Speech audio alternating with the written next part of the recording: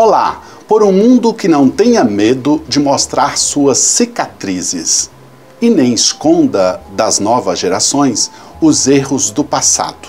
Está começando mais um programa parlatório aqui na TV Pai Eterno. É muito triste ver ainda hoje gente negando fatos vividos, dolorosamente vividos pela humanidade, por uma geração, por um país. É muito triste ver que uma geração inteira está sendo marcada por esse tipo de negacionismo histórico. E também é triste ver pessoas tentando reescrever os fatos como se isso pudesse tirar deles a crueldade que eles tiveram em alta intensidade. Todo o movimento dos militares brasileiros em ocupar o poder executivo e dar as ordens para que lado o Brasil deveria seguir tem um nome consensualmente reconhecido como ditadura. Isso não é posicionamento ideológico de hoje em dia, é uma nomenclatura correta.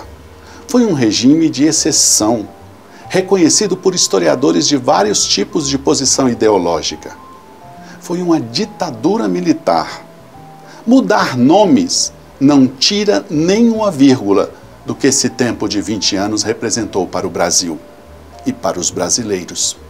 Para conversar conosco sobre o tema da ditadura, convidamos um especialista, o professor Paulo César Gomes, analista de pesquisa na Comissão Nacional da Verdade.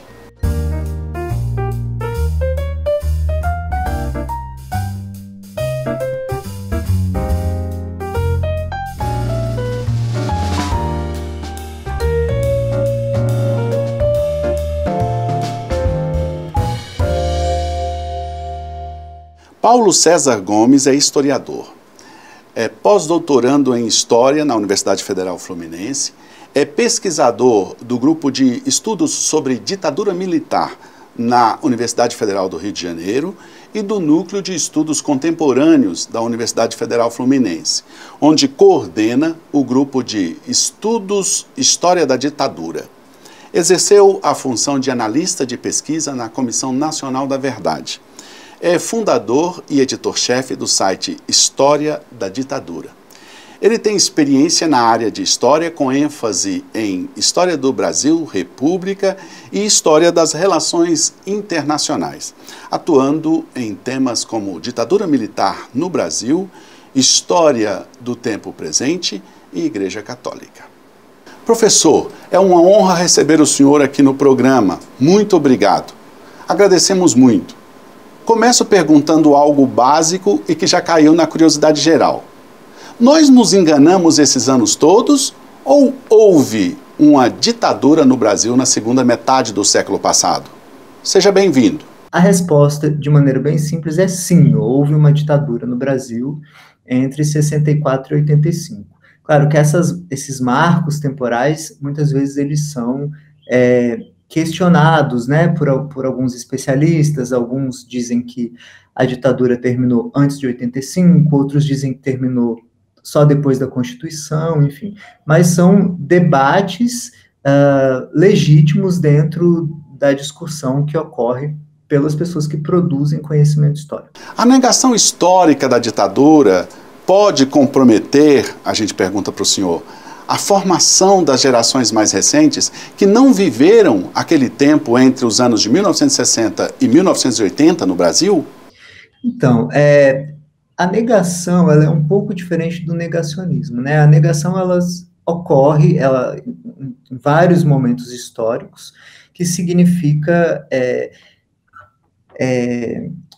como se diz, negar determinados eventos do passado, né? Então, claro, a negação é a base do negacionismo, né? Mas o negacionismo ele é um pouco mais complexo do que a negação pura e simples, porque não se trata simplesmente de negar que algo aconteceu, mas se trata de distorcer os fatos históricos. Então, não significa dizer apenas a ditadura não aconteceu, mas existem várias formas de negacionismo, né? Mas o negacionismo que vem sendo mais difundido atualmente, né, nesses últimos anos, sobretudo a partir de 2016, 18, enfim, desses anos pós-2013, pós as jornadas de junho de 2013, o negacionismo que vem sendo mais difundido é aquele que não necessariamente nega que houve uma ditadura militar. Ele pega alguns fatos históricos, ou seja, algo que aconteceu realmente naquele período, mas lê, interpreta de maneira distorcida. O que acontece é, os fatos históricos, eles ocorreram. O que faz com que a interpretação uma interpretação possa ser considerada negacionista é a forma como esses fatos são lidos.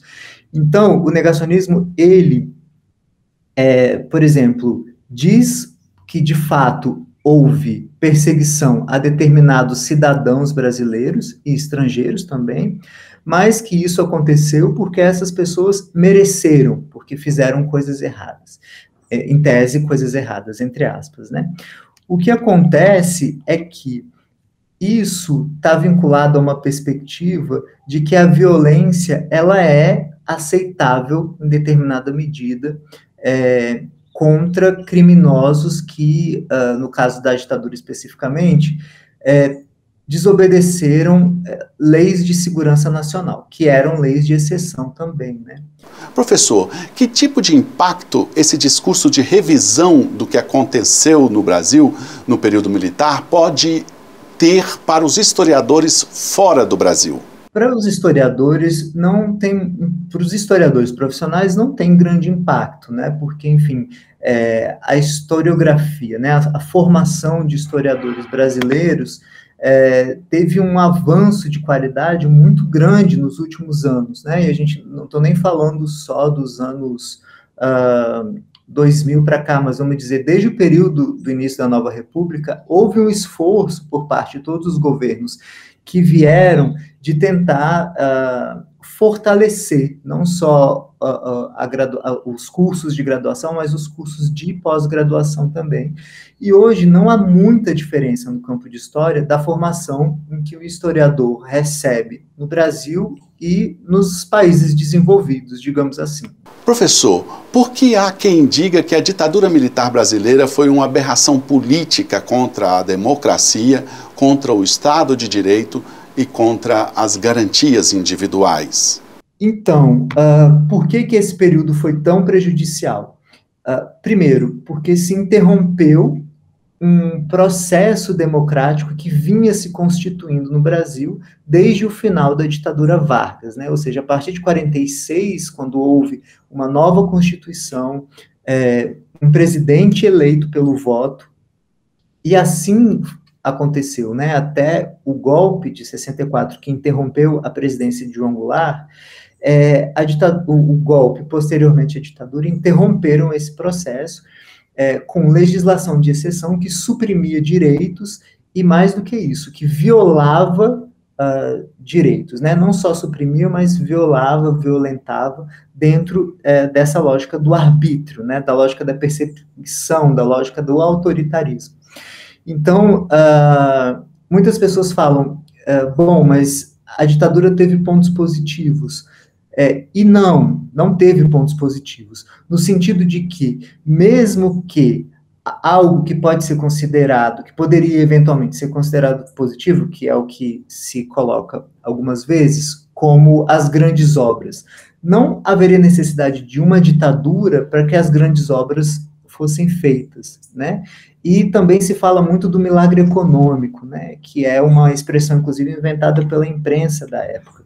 O milagre econômico, essa expressão, né, ela se baseia em que o Brasil, a partir dos anos 70, do início dos anos 70, ele viveu altas taxas de crescimento econômico. Isso é um fato histórico? É um fato histórico, né? Então não tem como negar esse fato histórico, porque ele é comprovado por documentos, por vários tipos de fontes históricas. Recentemente, o público em geral pôde ver uma adaptação para o cinema de uma história do tempo da ditadura, falando do personagem baiano Carlos Marighella.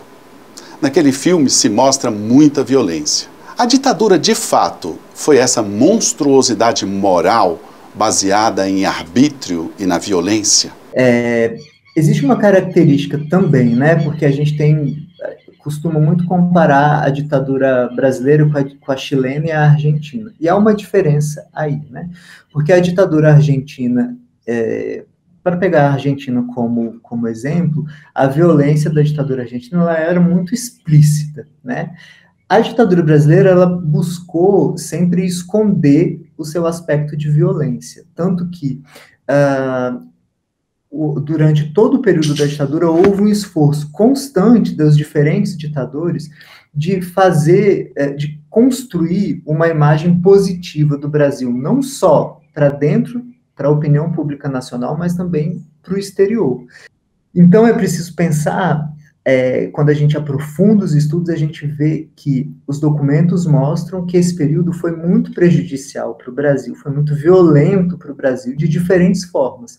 E o filme Marighella, que eu assisti, enfim, é claro, é um filme construído com um olhar do presente sobre o passado, a gente nunca pode esquecer, né, que uma produção, ela fala tanto do momento, mesmo a produção histórica, ela está falando sobre um período histórico, mas ela também está falando sobre o momento que ela foi produzida.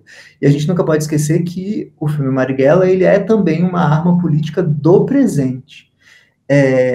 Com relação ao passado, claro, e é um filme construído com uma narrativa, uma estética heróica, né, hollywoodiana, uma coisa, o Marighella é um herói negro, enfim, tem todo um simbolismo que tem a ver muito com o nosso presente, né, com o nosso momento atual.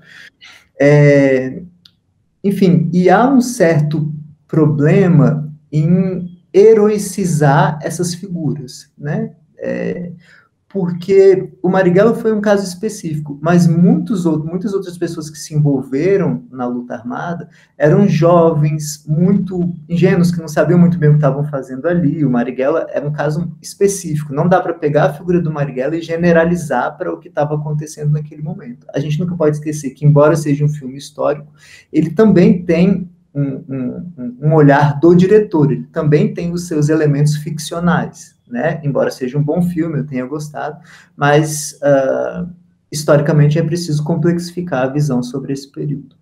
As maiores vítimas da ditadura estavam entre os jovens no Brasil, professor? Então a gente tem que pensar que houve grupos da sociedade que apoiaram a ditadura, durante alguns apoiaram só o golpe e depois foram mudando, como foi o caso de alguns religiosos, por exemplo, que apoiaram especificamente o golpe, mas logo depois que a ditadura foi se mostrando muito violenta, começaram a se contrapor à ditadura. Houve pessoas que apoiaram a ditadura ao longo de todo o tempo, houve pessoas que eram indiferentes, pessoas comuns que eram indiferentes, que mal sabiam que estava havendo uma ditadura, porque simplesmente eram trabalhadores que estavam preocupados em manter o seu sustento, e não preocupados necessariamente com questões políticas. Mas é claro que mesmo aqueles que não necessariamente estavam conscientes de que viviam um regime de exceção, não estavam sendo atingidos por esse regime, né? Agora, não, eu não falaria que foram os jovens os principais atingidos. Eu acho que uma parte considerável da sociedade brasileira foi atingida pela ditadura, mesmo aqueles que apoiavam. E aí a gente pode falar tanto de pessoas comuns, né, que viveram, como se diz, episódios de violência e que não se davam conta de que aquilo acontecia pelo fato de se viver um regime de exceção, mas a gente pode falar, por exemplo, de alguns indivíduos mais emblemáticos que eram de direita, tinham todo um histórico de direita, apoiaram o golpe, apoiaram a ditadura, e depois foram ejetados, foram jogados para fora pelos próprios ditadores, como é o caso de Carlos Lacerda, governador do Rio de Janeiro na época, Adhemar de Barros, enfim, e outros que em um primeiro momento apoiaram, mas que depois acabaram sendo expulsos. Então a ditadura, se for para falar assim de uma maneira mais sintética, ela atingiu a sociedade brasileira como um todo, de diferentes maneiras, obviamente, mas não dá para fechar em um grupo específico. Pedimos licença para chamar um intervalo e daqui a pouco voltamos a falar sobre História de Verdade com o professor Paulo César Gomes. Até já!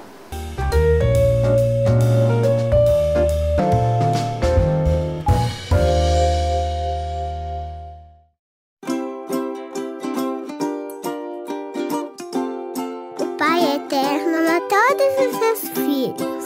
Ele quer sempre estar perto da gente. Uma vez, há um tempão atrás, havia um casal muito simples. O seu Constantino e a dona Ana Rosa. Um dia, o seu Constantino saiu para trabalhar perto do córrego Barro Preto. Ele pegou a enxada e quando bateu ela bem forte no chão, percebeu que tinha batido em alguma coisa. Ele pensou que fosse uma pedra, mas não era não. Entendeu o que eu achei, Ana Rosa? Era um medalhão. E nele tinha a imagem da Santíssima Trindade, coroando Nossa Mãezinha do Céu. Aí o Constantino e a Ana Rosa levaram o medalhão para casa. Eles estavam na frente dele todo dia e recebiam muitas visitas. Então fizeram uma capelinha de palha para que mais pessoas também rezassem. Gente que vinha de muito longe, de carro de boi e até a pé. Muita gente recebeu a bênção do Papai do Céu. Muitas graças e milagres acontecem até hoje, porque o Pai Eterno nos ama e ama você também. E todos que o recebem, com o coração de uma criança, herdarão seu reino.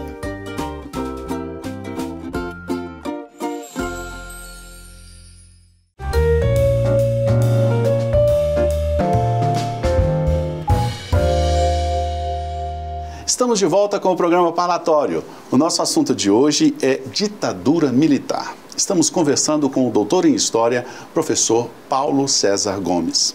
O senhor atuou como analista de pesquisa na Comissão da Verdade. Essa iniciativa do governo federal, na opinião do senhor, tem que tipo de significado para a nossa história atual?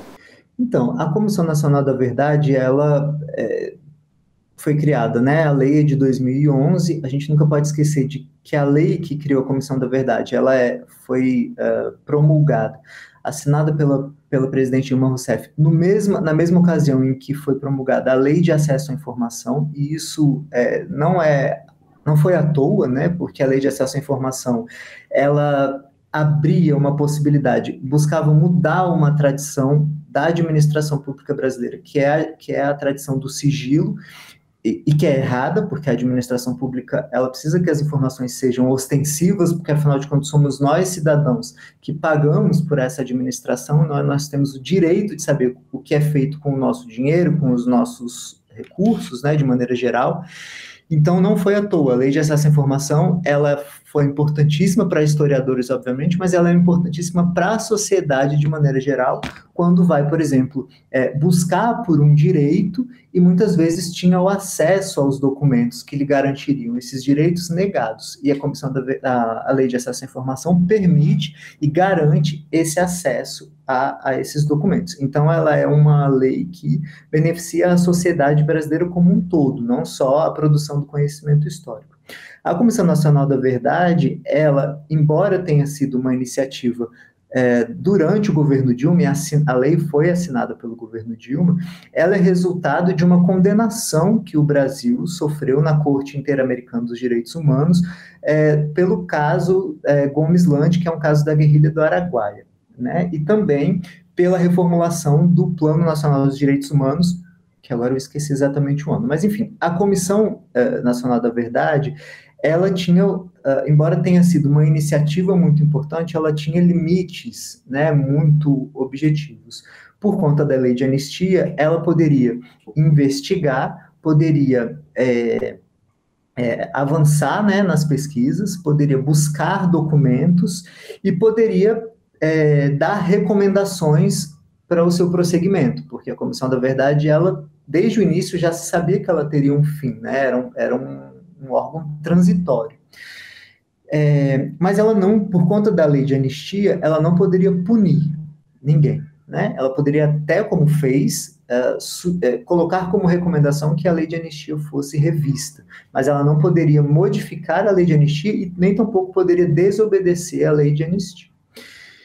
Então, ela teve uma importância muito grande, em primeiro lugar, porque conseguiu recuperar e conectar uma quantidade bastante significativa de documentos que estavam espalhados em diferentes arquivos no Brasil inteiro. Professor, o que o senhor tem observado com a geração dos nossos dias e a história em geral? O que se propaga nas redes sociais faz, de fato, eco aos dados reais da nossa caminhada como nação e como país? Depende, porque faz e não, né? Eu acho que a gente tem... esse mundo digital, ele é muito novo, né? Ainda é bastante o funcionamento, não digo o funcionamento mais óbvio, né? Que nós fazemos, né? Das redes sociais, enfim, desse universo digital. Mas eu digo, o funcionamento mais sofisticado em termos de algoritmos, né? O que impulsiona, o que chega, como a polêmica, ela sempre reverbera mais do que algo que não é polêmico. Essas questões mais sutis, elas ainda são muito pouco compreendidas por nós como sociedade de maneira geral, e eu acho que isso no mundo inteiro, né? Então, quando a gente não tem ainda muita noção, como usuários, de que ao dar um clique, um like, a gente está dando uma informação para um algoritmo e que aquilo vai construir esse algoritmo de alguma forma. Então, por que determinadas notícias fazem um estrondo, né, viralizam, como se diz hoje em dia nessa linguagem, e outras não, né? Tem a ver com as ações dos indivíduos? Tem, mas tem a ver também com as ações desses algoritmos que são pequenas, vamos dizer, artefatos de inteligência artificial. Mas, para além dessa discussão mais tecnológica, claro que não é minha especialidade, a gente precisa ver que são muitos fatores, né? Há muitos grupos com bastante recurso, não só brasileiro como estrangeiros. Essas recentes descobertas dos orçamentos secretos do governo federal demonstram, né, que determinados grupos recebem dinheiro público, inclusive, e estrangeiro também, para produzir mentiras, né, e aí, obviamente, mentiras, e aí a gente poderia entrar na questão da pós-verdade, enfim, também é isso, assim, tem um pouco de relação com a questão do negacionismo. Não necessariamente você fala uma mentira, mas você pega um fato da realidade e lê de maneira diferente, de forma a distorcer e confundir a população. Em alguns países da Europa, negar publicamente, minimizar ou justificar delitos do nazismo, por exemplo, é um crime que pode levar a pessoa para a prisão. O que significaria se algo parecido fosse adotado no Brasil? Em tese, no Brasil também sim, né? Fazer apologia à tortura, como é feita, é crime, né? Ter, por exemplo, adotar posturas, fazer discursos racistas é crime também. Mas eu acho que a questão está muito mais relacionada ao funcionamento da nossa justiça, né? Embora o STF tenha avançado, né, bastante no sentido de garantir, né, ou seja, de blindar, né, as instituições brasileiras contra os ataques que a democracia vem sofrendo, mas o judiciário é muito complexo, né, são várias instâncias, etc. Mas o que acontece não há uma lei específica que fala, fazer apologia à ditadura militar é crime, mas há várias leis que são consideradas crimes, né, que, por exemplo, o racismo, a homofobia, a apologia à tortura são consideradas crimes, mas não são, de fato, criminalizadas, né, quando acontecem, como a gente vê, por exemplo, autoridades adotando esse tipo de postura e não tendo nenhum tipo de punição, né, e isso tem a ver com a nossa tradição da impunidade, tem a ver com o elitismo da justiça brasileira, né, de condenar normalmente pessoas que não têm acesso, né, à defesa, que não têm acesso aos direitos que deveriam ser de todos, né? Nós sempre encerramos nossas conversas aqui trazendo uma citação e pedindo um comentário dos nossos convidados. Para o senhor, trouxemos uma palavra do Papa Francisco que ele pronunciou no encontro com historiadores em 2019. Abre aspas. Com efeito, a história, estudada com paixão, pode e deve ensinar muito em nossos dias tão perturbados e sedentos de verdade, paz e justiça. Fecha aspas. É complicado a gente colocar para a história esse peso de julgar o passado, né? A história é uma tentativa de compreensão, e a partir dessa compreensão do passado, pode nos ajudar a compreender melhor o que acontece no nosso presente, né? Como chegamos até aqui, né? Não foi do nada que, de repente, sei lá, eu estou em Brasília agora, não foi do nada que essa cidade surgiu, foi um projeto que tem toda uma história, enfim. Então, ajuda a gente a compreender como nós chegamos até aqui. Agora, o que se faz com a história, aí são outras questões, é uma outra questão, né? Porque é isso que vem se estudando muito, os usos públicos e políticos do passado.